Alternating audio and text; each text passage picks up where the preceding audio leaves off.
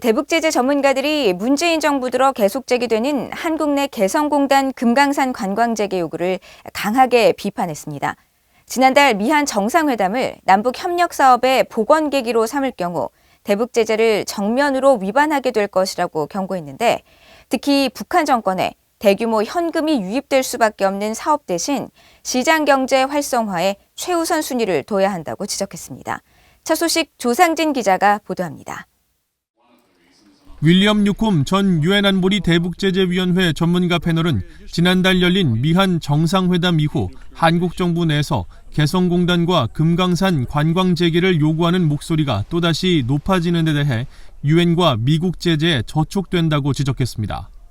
미국 재무부 선임 경제자문관을 지내기도 했던 뉴콤 전 위원은 한국 정부가 이들 사업을 대북 제재에 부합한 형태로 조심스럽게 재조정할 가능성이 없지는 않다면서도 북한이 그렇게 축소된 사업을 수용할 것이라는데 회의적이라고 말했습니다. 2011년부터 4년 넘게 유엔 안보리 대북제재위 전문가 패널로 활동한 후루카와 가스이사 전 위원도 유엔 안보리 결의 2372호 12항에 따라 북한과의 합작 사업이나 대북 무역에 대한 금융 지원이 금지돼 있다고 밝히고, 그런 사업은 유엔과 미국의 제재를 위반하지 않고는 재개하기가 힘들다고 지적했습니다. 앞서 이인영 한국통일부 장관은 지난달 25일과 지난 1일 한국 내 재계 인사들을 만나 신종 코로나 바이러스 상황이 개선되면 금강산 개발과 관광을 추진하겠다는 의지에 변함이 없다고 밝혔고, 4일에도 2025년 세계 골프 선수권 대회 금강산 유치에 대한 의견을 내비치며 금강산에서 세계적 선수들이 실력을 겨루는 모습을 상상하면 설렌다고 말하기도 했습니다. 노동당 39호실 고위 직책을 거치며 북한 정권의 자금 흐름을 잘 알고 있는 리정호 씨는 개성공단과 금강산 관광을 통해 북한으로 유입되는 현금은 김정은 정권의 유지와 핵무기 등 대량 살상무기 개발에 전용된다는 점은 너무나 명백하다고 말했습니다.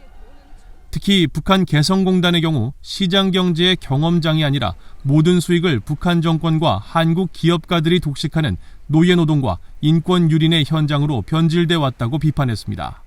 개성공단을 다시 또 재개하자고 하는 것은 북한 근로자들을 다시 그들에게 노동력을 착취해서 그들을 노동시키겠다는 것과 마찬가지입니다. 지금 남한 정부는 북한 근로자들이 그 현지에서 값싼 노동력을 바치는 것이 마치 남북 경협이 이루어지는 것처럼 말하는데, 실제 그들의 노동력을 착취해서 남한 기업가들의 배를 불리고 북한 독재자의 배를 불리는 그런 행위입니다. 니콜러스 에버스타트 미국 기업연구소 선임연구원은 미한 정상이 지난 2018년 판문점 선언을 존중하기로 한 점에서 남북이 대화와 협력을 적극 추진할 수 있는 여건이 마련됐다는 한국 통일부의 판단에 대해 한국 정부가 당시 남북 대화의 상세한 내용을 미국과 제대로 공유하지 않은 것으로 안다며 문제를 제기했습니다. Looking back retrospectively, one of the huge questions I think people will want to learn about historically is the actual content of the discussions between the two sides at the April 2018 summit meeting and in the lead up to the summit.